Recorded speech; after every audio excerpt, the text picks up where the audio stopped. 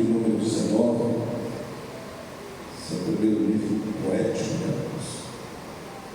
Alguns irmãos sabem que Jó, ele é contemporâneo dos patriarcas, né? Isso na cronologia bíblica. E, porém, irmãos, ele foi inserido aqui nos livros poéticos da Bíblia, que começa em Jó, na Eclesiastes, né? Jó capítulo 19, verso 25 diz: porque eu sei que o meu Redentor vive, e que por fim se levantará sobre a terra. Vamos uma vez dizer esse texto, diga 1, 2, 3. Porque eu sei que o meu Redentor vive, e por fim se levantará sobre a terra. Você pode dizer amém por isso? Meus irmãos, quando nós lemos o livro de Jó, o livro de Jó inicia dando um grande testemunho da vida de Jó. Quando os irmãos iniciam o livro, nós vamos perceber que o próprio Deus, irmãos, não foi ninguém, não foi nenhum patriarca, não foi nenhum profeta, não foi nenhuma outra pessoa. Ele começa dando uma descrição, ele começa dizendo alguns adjetivos da vida desse homem, desse patriarca, né? Mas é tão bom quando alguém fala coisas boas a nosso respeito e fala com sinceridade, né? Então ele diz, o próprio Deus disse que Jó era um homem íntegro, né? Um homem inteiro, completo. Ele era um homem reto, ele era um homem que era temente a Deus e que se desviava do mal.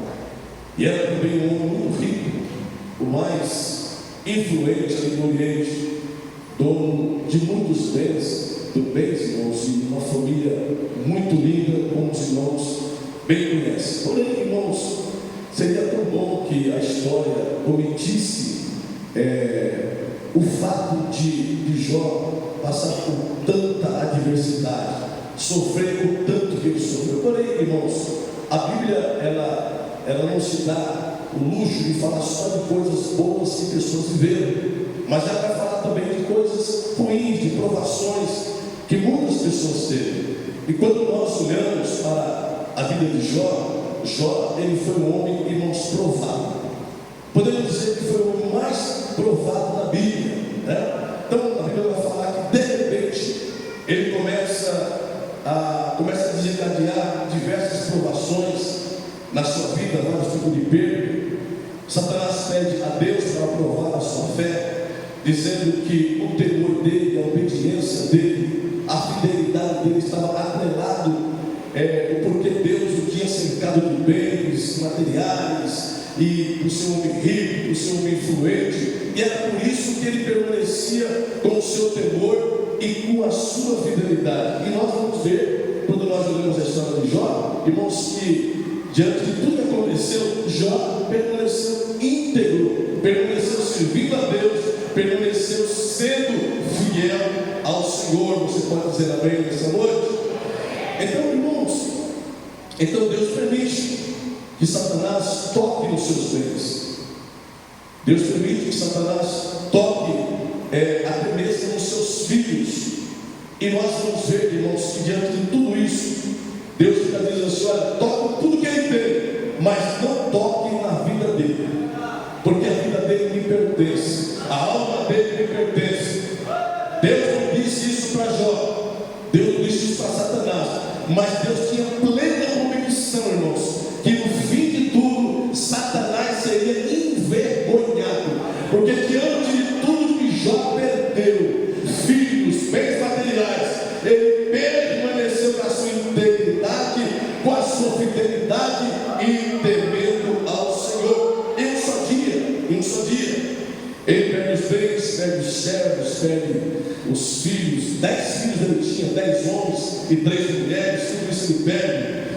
E acredito, irmãos, que Jó ficou esperando, ou seja, que Satanás ficou esperando e dizendo: Senhor, agora ele vai blasfemar, agora ele vai abrir mão desse Deus, agora ele vai deixar de servir ao Senhor. Pelo contrário, irmãos, para a decepção do adversário, Jó abre a sua boca e declara: o Senhor me deu. Você não entendeu? O Senhor me deu. Tudo que eu tenho foi o Senhor que me deu.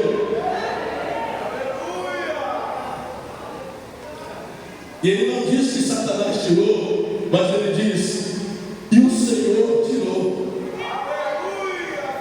Bendito seja o nome do Senhor.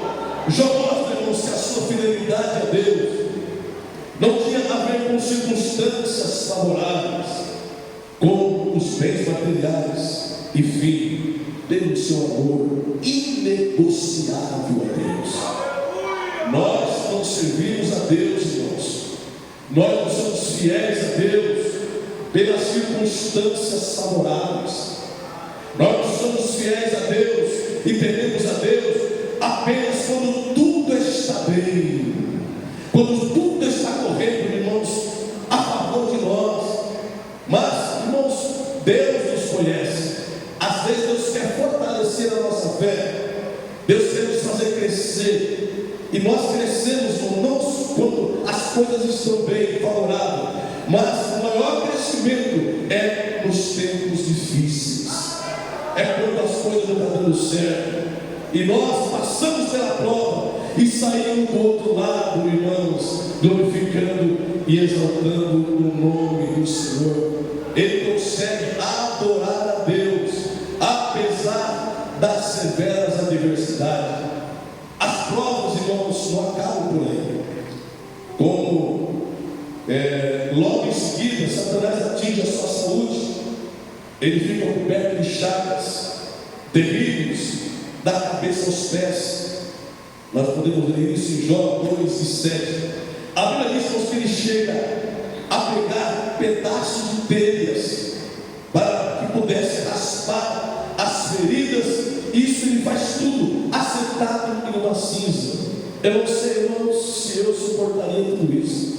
Eu não sei se você suportaria isso. Mas uma coisa eu sei, irmãos, é no momento que você mais está atravessando a adversidade, é o momento que a graça ela se abunda. Enquanto mais prova, mais graça. Enquanto mais prova, irmãos, mais Deus nos sustenta. Você pode dizer amém? Eu não sei o que você tem passado. Uma coisa eu sei, irmãos: o Deus que permite é o Deus que dá graça, é o Deus que sustenta. Eu costumo dizer, irmãos, que a graça não é apenas a porta da salvação, mas a graça nos acompanha em toda a nossa caminhada cristã. E no momento que mais você precisa, você vai ter mais graça, mais graça, mais graça. Ela vai superabundando, irmãos, e você vai passando e vai atravessando a adversidade e vai dizendo que, como Jó, irmãos, que você pode adorar a Deus nos momentos mais difíceis da sua vida. No momento, irmãos, difícil, a esposa, ela olha para ele. Observa que não foi só Jó que perdeu os filhos, não foi só Jó que perdeu os bens, mas foi ela também.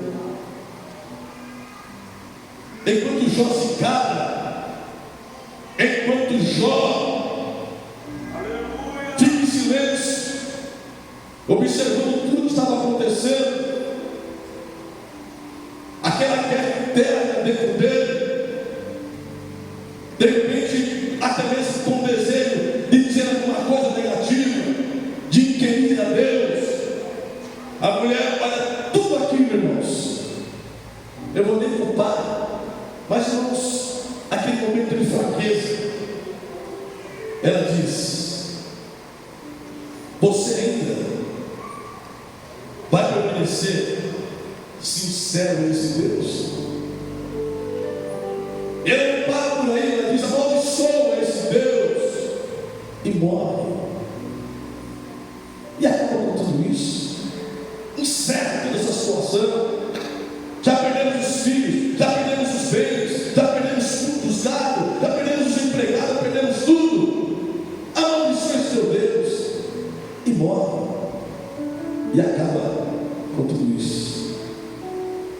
Jó, ele abre a boca e diz: receberíamos somente os bens da parte do Senhor e não receberia o mal? Mas ele continua dizendo: com isso Jó não pecou contra Deus. Eu vou repetir: Jó não pecou contra Deus. Eu estou aqui essa noite, irmãos. Eu discuti com o maestro, continuamos conversando sobre o tema que nós iríamos dar a esse trabalho. E quando ele me falou: pastor, eu orei a Deus e Deus colocou esse tema no meu coração, o meu Redentor vive. Eu queria que você parasse um pouquinho essa noite e pensasse um pouquinho, olhasse para este homem chamado Jó, que perdeu o que perdeu e não vacilou contra Deus, e não desferiu palavra negativa. Eu quero dizer, por muito menos, irmãos, por muito menos, eu vou repetir de novo, por muito menos, muitas das vezes nós queremos, irmãos, discutir com Deus, não aceitar aquilo que Deus está permitindo. Porque eu quero dizer aqui, irmãos, com toda a sinceridade do meu coração, nós conseguimos ver até a curva da nossa história, diz Don Stott. Nós conseguimos ver até a curva, mas depois da curva, irmãos, só Deus é que vê. Só Deus conhece o meu e o teu futuro. Deus permite algumas coisas, irmãos, que acontecem na nossa vida, não é porque Deus é mau, não, irmãos. Porque Deus prova, aleluia, Deus prova quem ama. E se nós aceitamos a prova de Deus, Deus nos aceita como filho. E se não aceitamos, Ele nos aceita como bastardos. Imagina, irmãos, como é que Jó ficou diante de tudo que perdeu, e agora com a declaração dessa mulher: amaldiçoa o teu Deus e morre. Com muita sabedoria e com o coração aberto, ele diz: receberíamos somente as coisas boas de Deus e não as coisas maus. E a Bíblia diz: com isso Jó não pecou contra Deus. Eu vou dizer mais uma vez aqui essa noite, irmãos, eu não sei o que você tem passado, eu não conheço os seus dias, eu não conheço. Só Deus é que conhece de você e sabe como é que você está aqui essa noite. Glorifique a Deus nessa prova, exalta a Deus nessa prova, diga que Ele é bom nessa prova, diga que Ele é bom nessa prova. Aleluia, aleluia, oh glória a Deus. Que é muito fácil, irmãos, glorificar a Deus, levantar as mãos e dizer que Jesus é bom, cantar, irmãos, que Ele é soberano. Muitas das vezes você canta: nosso Deus é soberano, soberano, e às vezes nós não aceitamos a ação soberana de Deus nas nossas vidas. Mas nessa noite eu vim aqui como profeta de Deus: levante esta mão abençoada. Se alguma coisa você tem perdido, se alguma coisa não está bem, se alguma coisa você está inquirindo, e quem sabe dizendo: Deus, por quê, por quê, por quê? Mas nessa noite levante as mãos para o céu, porque Deus prova quem ama.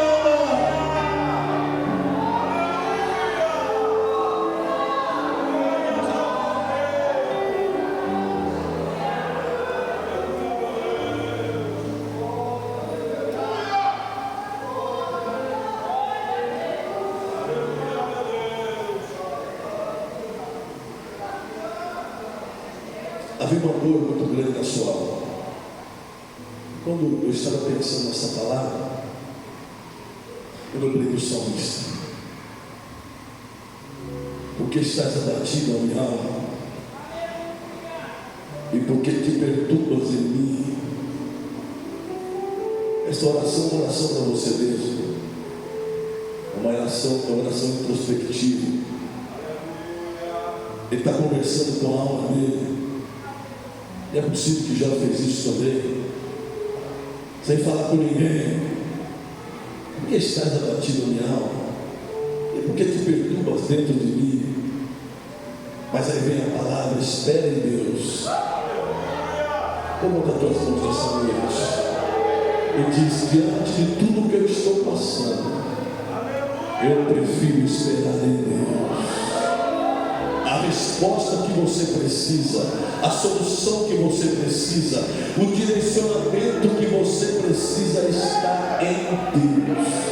Deus tem a direção para a tua vida, Deus tem a direção para os seus negócios, Deus tem a direção para a tua família, Deus tem a direção. Glorifique a Deus em tudo nesta noite. Em seguida, Jó, irmão, já não suportava mais. Nós vamos ver isso em Jó 3:1. Ele chegou no ápice do sofrimento. Ele acaba amaldiçoando o dia do seu nascimento. Eu não vou estranhar, não, irmãos, diante de tudo o que aconteceu antes, não. Porque o ser humano é limitado. Eu não quero aqui ser sensacionalista, não. Mas chegou um momento, irmãos, que ele não suportava mais. Ele dizia: seria bom que eu não tivesse nascido. Seria bom que a minha mamãe se engravidasse de mim pro resto da vida e que não me desse a luz. Ele amaldiçoou o seu dia. A essa altura, irmão, Jó se sentia abandonado, alvo de zombaria, injustiçado, até para aqueles que deviam apoiar pelos seus amigos. Porque, irmãos, presta atenção, eu vou dizer aqui, é uma coisa muito séria. É possível que quando você está bem, você é cercado de pessoas. Quando você abre a sua casa para churrasco, você está bem, é muitas pessoas, é parentes, é amigos, e alguns até ficam chateados porque não foi convidado. Você está bem, está tudo certinho. Mas quando Deus resolve provar, como aconteceu com Jó, todos os amigos se apartaram dele. Todos os amigos se apartaram dele. Apenas um que ficou com ele: Deus. O amigo certo das horas incertas. Escute o que eu vou dizer aqui nessa noite. É algo que Deus colocou no meu coração para te falar nessa noite. Não fique chateado, não fique aborrecido quando Deus começar a tirar algumas pessoas de você. Algumas pessoas estão encerrando o ciclo da sua companhia. Não fique preocupado com isso, não. Eu vou repetir: não fique preocupado com isso, não. Alguns você vai pensar: puxa vida, eles estavam comigo, tudo estava bem na minha vida, e agora que eu estou na prova, não tem ninguém comigo. Os amigos, os amigos me abandonaram. Mas eu vou te dizer uma coisa: existe o amigo chamado Jesus, que diz para os seus próprios discípulos: eu já não chamo de servo, mas eu chamo de amigos.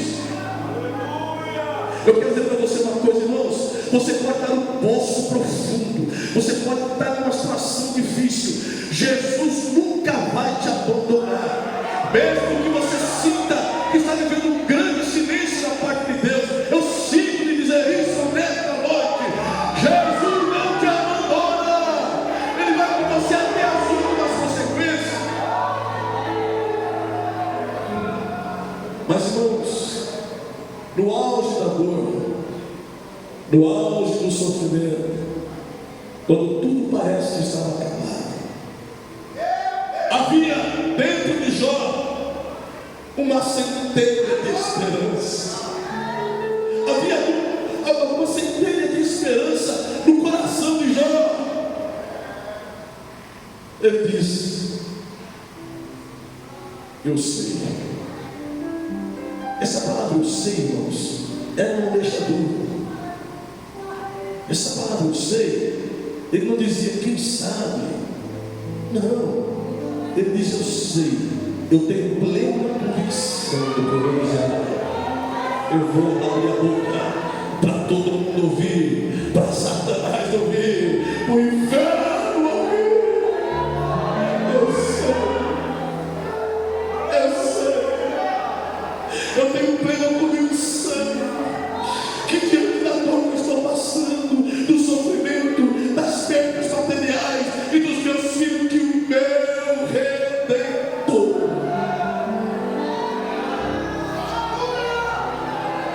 o meu Redentor vive. O meu Redentor vive, por fim se levantará. Você pode glorificar a Deus nessa noite, mesmo sem resposta, vivendo um grande silêncio da parte de Deus. Ele faz a maior declaração de fé já vista nas Escrituras. Levante as mãos dessa noite e diga, eu sei. Diga, eu sei. Eu sei. Pensa nessa prova que você está passando. Pensa nessa luta, nessa enfermidade. Pensa nessa perda. Pensa nesse filho, nessa filha que está fora da igreja. Pensa nesse esposo que se converteu. Pensa em tudo isso. Eu sei.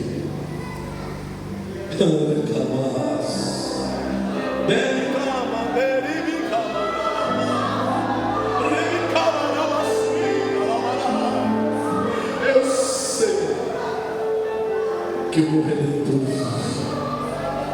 e que por fim se levantará. E depois de consumir a minha pele, ainda em minha carne verei a Deus. Vê-lo por mim mesmo, e os seus olhos e não outros o verão. E por isso meu coração se consome dentro de mim. Meus irmãos, Satanás pode roubar tudo de você, viu, não é? O diabo pode roubar tudo de você, mas ele pode roubar tudo. Mas ele não pode roubar a centelha da esperança que está dentro de você. Essa centelha, irmãos, que nos impulsiona a estar no culto como esse, nesta noite. Mesmo debaixo de prova, mesmo debaixo de tribulação, mesmo no coração angustiado, mesmo com a alma batida, mesmo passando um grande silêncio da parte de Deus, porque às vezes Deus fica em silêncio.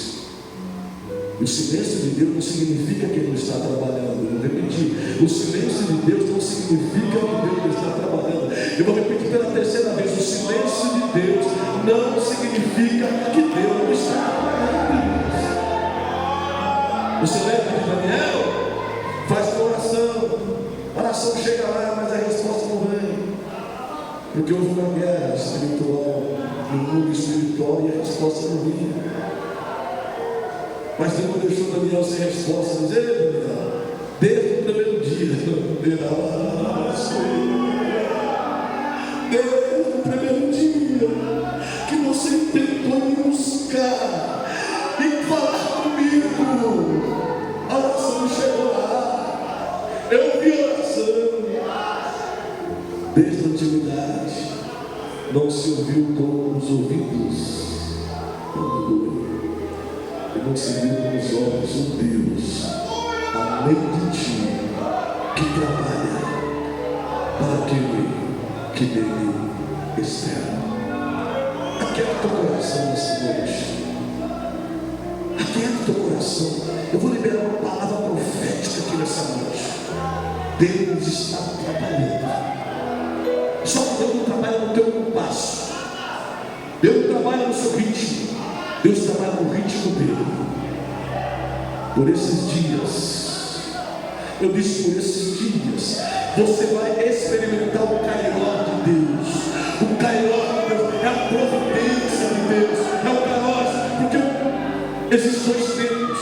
Existe o disse, o Kairos de Deus, que é o tempo determinado de Deus agir, e Deus vai agir, porque lá no fim, Deus virou o cativeiro de Jó.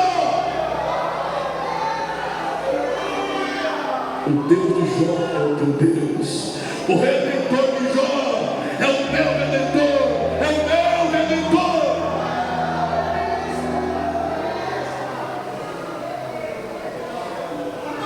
Permita dizer aqui, irmãos, essa palavra Redentor,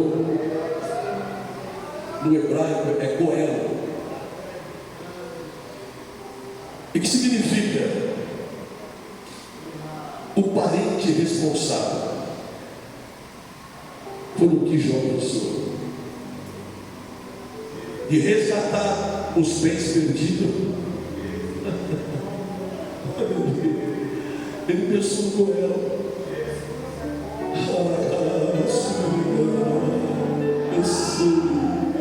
Eu sei que ele está vivo, ele vai se levantar, ele vai agir, ele vai trabalhar no meu favor.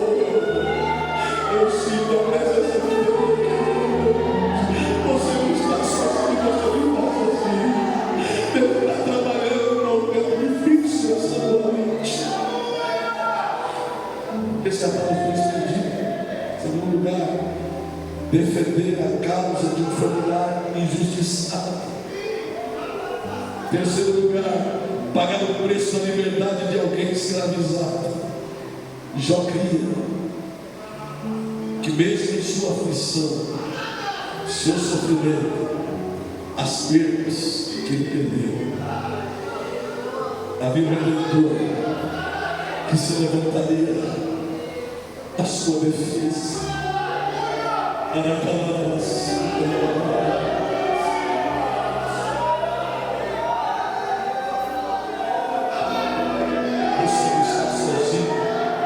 Você não está sozinho. Alegra o teu coração nessa noite. Não deixe o inimigo, não deixe o adversário. Aleluia. Não deixe que ele continue, irmãos, ganhando terreno neste coraçãozinho aí. Abra tua boca nessa noite e diga: o meu Redentor. E ele já se levantou nessa noite.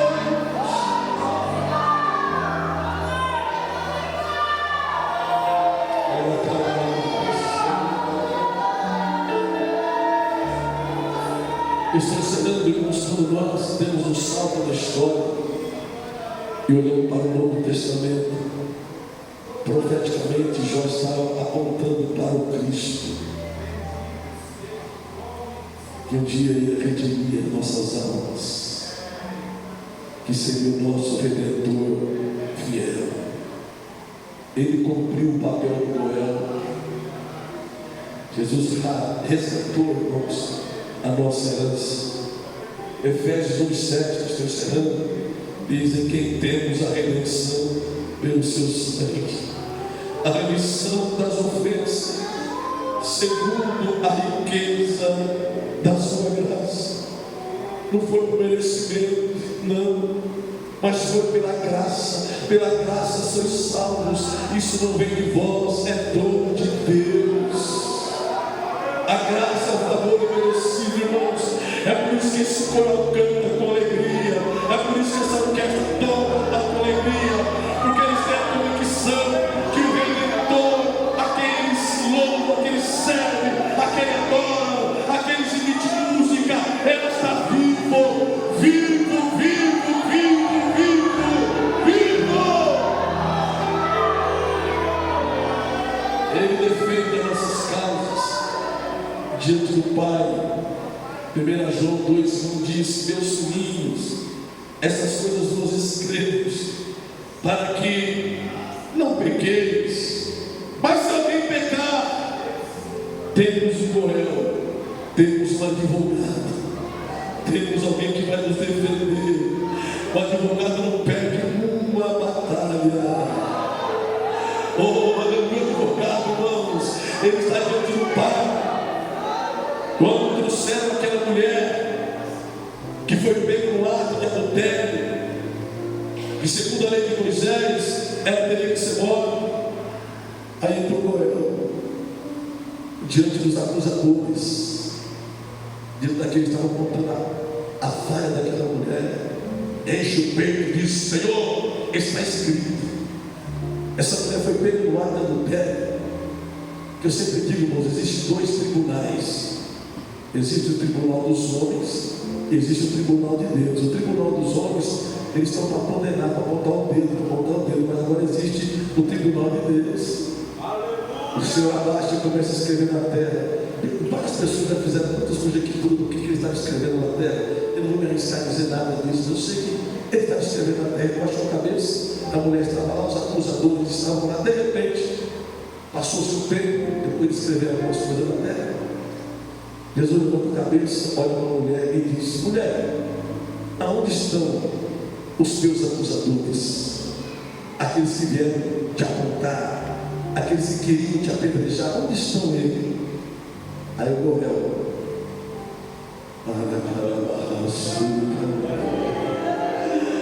oh, glória a Deus, ele disse: Senhor, eu vi, saí um de cada vez aqui, um saí de fininho para cá, o outro foi para lá, o outro foi para cá. Senhor, só eu e o Senhor que estão aqui. Qual é a sentença, Senhor? Qual é a sentença? É o Senhor que vai me tirar a pedra? Não, eu não te condeno.